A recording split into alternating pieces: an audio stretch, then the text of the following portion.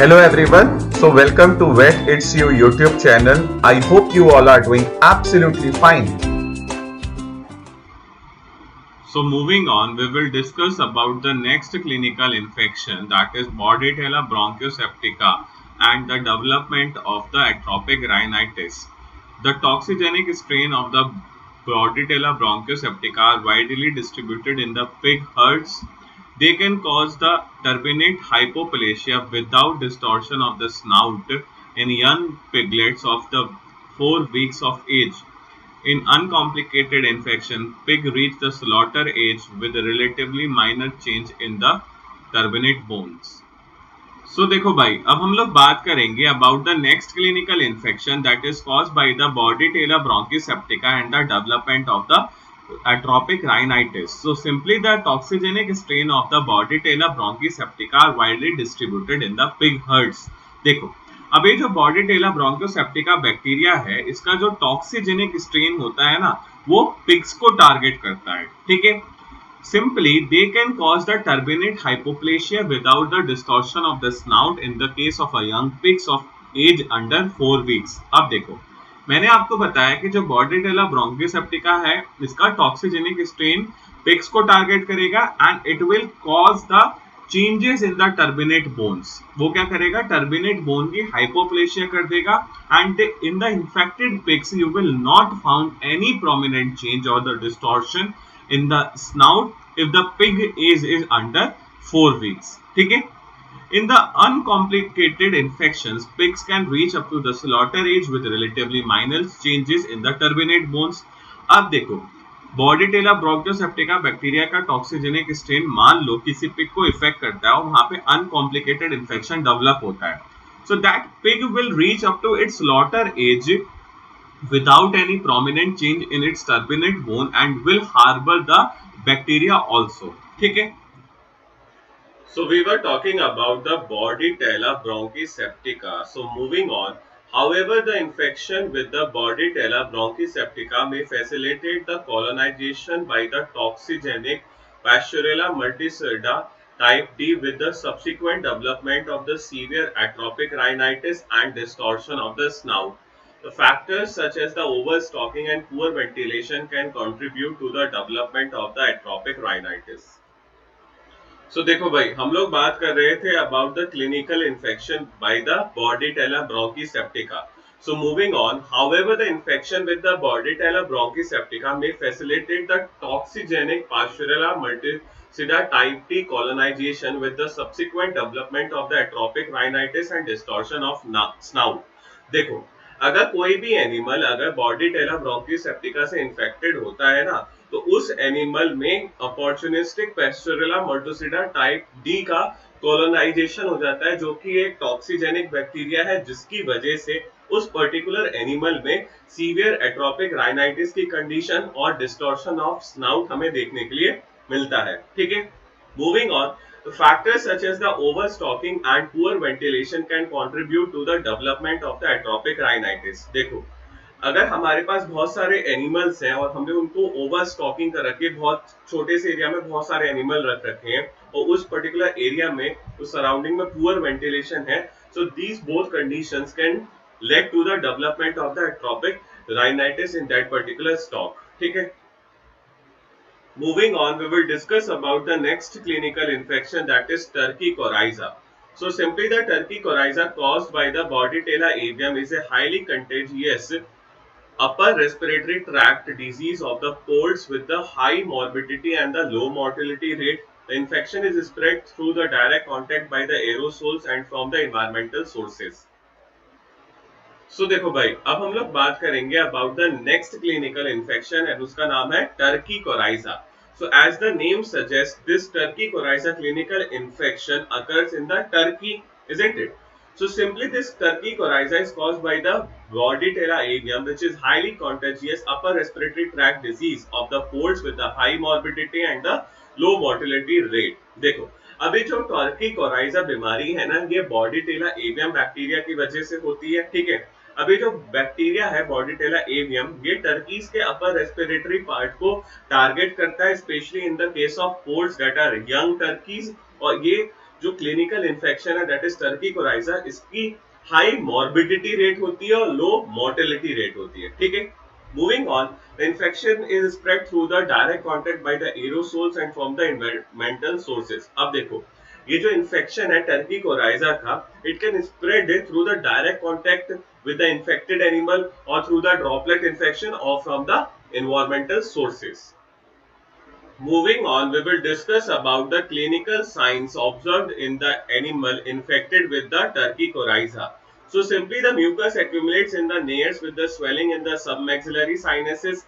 The beak breathing, excessive lacrimation and sneezing may be evident.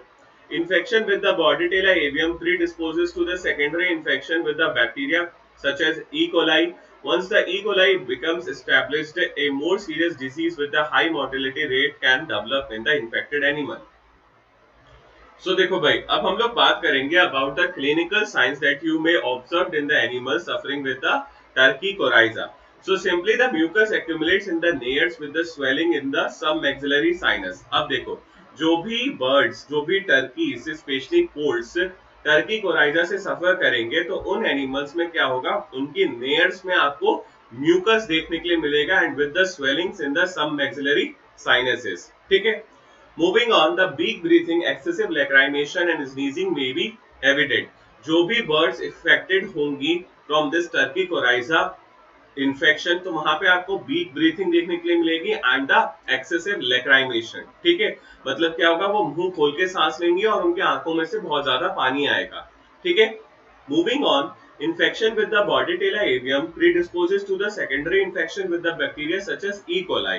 देखो, जो भी birds अगर टर्की कोराइजा से सफर कर रहे हैं, इसका मतलब कि वहां पे किसका इन्फेक्शन है, बॉर्डेटेला एवियम का।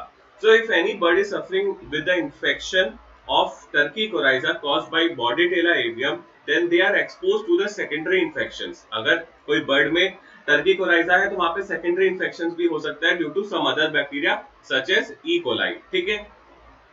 And once the E. coli become established, a more serious disease with a high mortality rate can develop.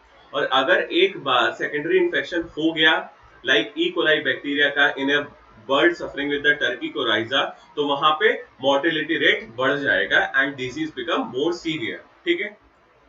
Moving on, we will discuss about the diagnosis for the turkey coryza. So simply the clinical signs and gross pathological features may be indicated of the disease. Isolation and the identification of the Bordetella avium from the sinus and the tracheal exudate is confirmatory. Virulent isolates agglutinate the guinea pig red blood cells. The microagglutination and the ELISA techniques may be of a diagnostic value. So देखो भाई, अब हम लोग बात करेंगे about the diagnosis part. So simply the clinical science and the gross pathological features may be the indicative of the disease.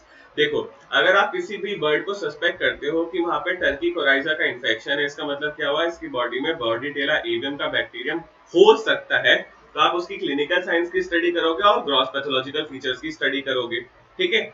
Moving on, isolation and identification of the Bordetella avium from the sinus and the tracheal exudate is confirmatory.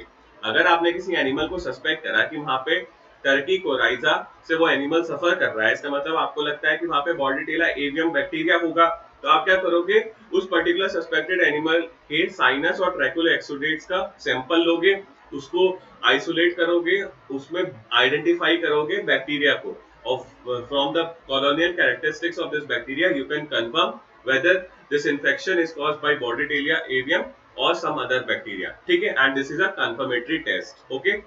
Moving on, the virulent exudates agglutinate the guinea pig red blood cell. अब ये जो bacteria होता है ना, इसको एक और तरीके से हम कंफर्म कर सकते हैं कि Bordetella avium है। बेसिकली ये जो है ना, गिनी पिग के रेड ब्लड सेल्स को एग्लूटिनेट कर देता है and this will confirm that this particular bacteria is Bordetella avium, ठीक है। Moving on, you can also go for the micro agglutination test और द एलिसा, ठीक है। So now we will discuss about the treatment and the control of the turkey coryza. So simply the broad spectrum antibiotics early in the course of the disease may be beneficial. Commercially available bacterians and the modified live vaccines may be used in the suspected flocks. Thorough cleaning and the disinfection of the turkey houses after an outbreak of the disease are essential for the elimination of the Bordetella avium bacteria. सो देखो भाई, अब हम लोग बात करेंगे about the treatment and the control of this particular infection that is turkey coryza. So simply the broad spectrum antibiotics early in the course of the disease may be beneficial. देखो, अगर आपको लगता है कि किसी भी बर्ड में turkey coryza का इन्फेक्शन है, तो आपको सिंपली क्या करना है, वहां पे अर्ली स्टेज में ही ब्रॉड स्पेक्ट्रम एंटीबायोटिक्स का एडमिनिस्ट्रेशन कर देना है, जिसकी वजह से वहां पे जो सीवियरिटी है उस पर्टिकुलर इन्फेक्शन की वो कम हो जाएगी. ठीक है. Commercial available bacterians and modified live vaccines may be used in suspectable flocks. अगर आपको लगता है कि आपके पास एक बर्ड का फ्लॉक है कि वहां पे टर्की कोराइजा का इन्फेक्शन हो सकता है, तो just as a precautionary method you can use the commercially available modified live vaccines and the bacterins. ठीक है. Moving on, thorough cleaning and disinfection of the turkey houses after an outbreak of the disease are essential for the elimination of Bordetella avium. देखो, अगर मान लो कि किसी flock में turkey coryza का infection था and with the help of treatment यहाँ पे आपने सभी बर्ड्स को हेल्दी कर दिया, so afterwards you have to clean and disinfect this area just for the elimination of the Bordetella avium, क्योंकि वो बैक्टीरिया अभी भी वहां पे कहीं ना कहीं प्रेजेंट हो सकता है and it can reinfect the birds. So इसको बचाने के लिए आपको क्या करना है, after treatment you have to clean and disinfect that particular turkey house. ठीक है. So that's all for this video. I hope you like it. So please like, share, comment and subscribe to my channel Vet It's You. Thanks for the watching, an initiative by Ankit Kaushik.